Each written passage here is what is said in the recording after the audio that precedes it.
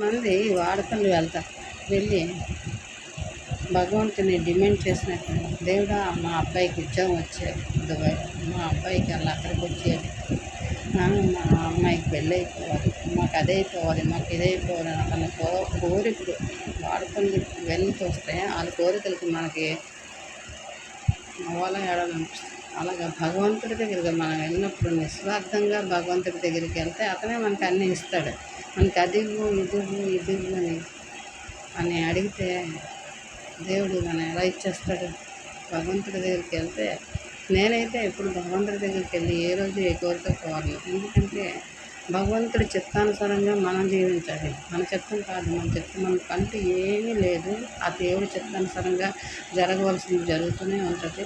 కానీ మన నిమిత్త మాత్రం కాబట్టి మనం హ్యాపీగా సంతోషంగా ఉంటూ నలుగురిని సంతోషంతో మాట్లాడుతూ ఉంటేనే అదే మన జీవితం గడుస్తూనే ఉంటుంది. అంతేగాని భగవంతుని డిమాండ్ చేసి నాకు అది ఇచ్చి ఇది ఇచ్చి అది ఇస్తాను, నేను దగ్గరికి వచ్చేస్తాను, నీకు ముడుపులు కట్టేస్తాను, నీకు అది చేసేస్తాను, నీకు ఇచ్చేస్తాను అని ఎప్పుడు కోరికలు మాత్రం కోరకూడదు. భగవంతుడు మనకి ఇస్తాడు, మనం వెళ్తే అతనే మనకి ఇస్తాడు. మనం ఎప్పుడు దేవుణ్ణి అడగకూడదు. అది నా ఉద్దేశం.